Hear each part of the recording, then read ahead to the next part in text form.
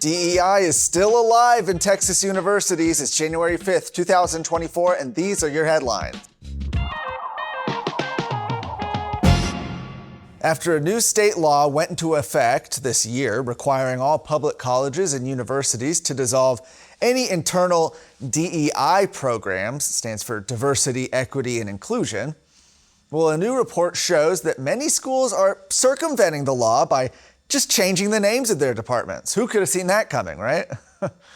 According to a report by the Federalist, 4 different universities around the state have skirted the law and changed the name of the departments to continue pushing leftist ideology. In August, the University of Texas at Dallas's president, Richard Benson, assured that no employees working in their DEI offices would lose their jobs. He promised a commitment to DEI goals. And additionally, he said that the department would go under a different name with the same actions taken by the previous department. Similarly, the University of Texas at San Antonio's president, Taylor Amy, informed her school that the DEI office would be renamed to the Office of Campus and Community Belonging. Doesn't that sound nice? The department says they'll focus on 3 pillars: the ADA, which is Americans with Disabilities Act, campus climate, and community partnership bridges. The Federalist also obtained internal University of Texas at Austin communications that showed their university's vice president of the Division of Diversity and Community Engagement, Dr. LaToya Smith, announcing that that department would be renaming itself to the Division of Campus and Community Engagement. She also added that the department plans to continue to promote pro-DEI principles. UT Macomb's School of Business's DEI office was renamed from Outreach and Inclusion to Outreach and Scholarships. The University of Houston Downtown also renamed its DEI office to the Center for Student Advocacy and Belonging. Speaker of the House Mike Johnson applauded Governor Greg Abbott's border security actions as he visited Texas's southern border at Eagle Pass this week.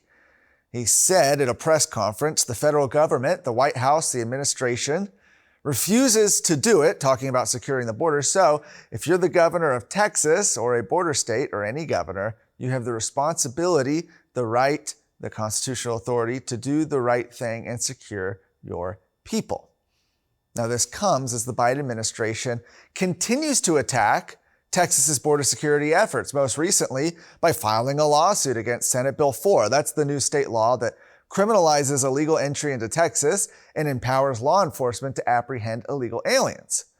Simultaneously, Texas border residents are calling for real action as opposed to the continuous press conferences and federal officials throwing tax dollars at the border without monitoring what actually happens to it. Instead, they want Congress to shut the border down. The struggle between the state of Texas and the Biden administration regarding the constitutionality of state-enforced border security measures intensified even just earlier this week when the U.S. Supreme Court was asked by the Biden administration for approval to allow federal agents to cut Texas's concertina wire fencing. So Texas had placed fencing in parts of the border to try to keep illegal aliens out. The Biden administration is coming in, cutting it down, and wants to pretend like they care about securing the border.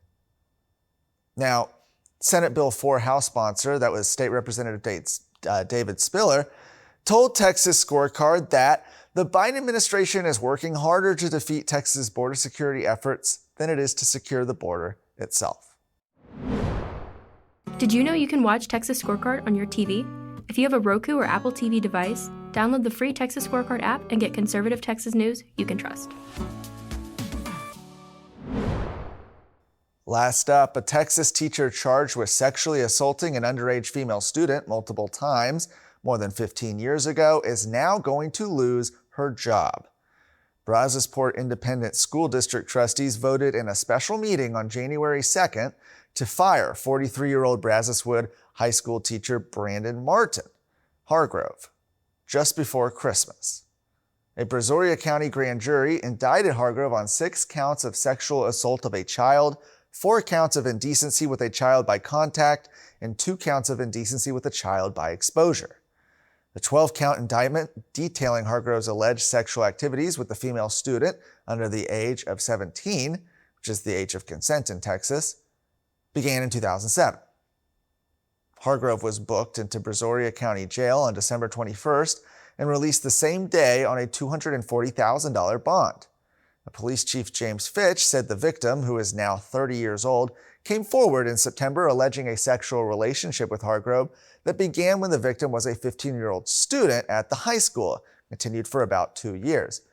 Texas has no statute of limitations for sexual assault of a child or indecency with a child.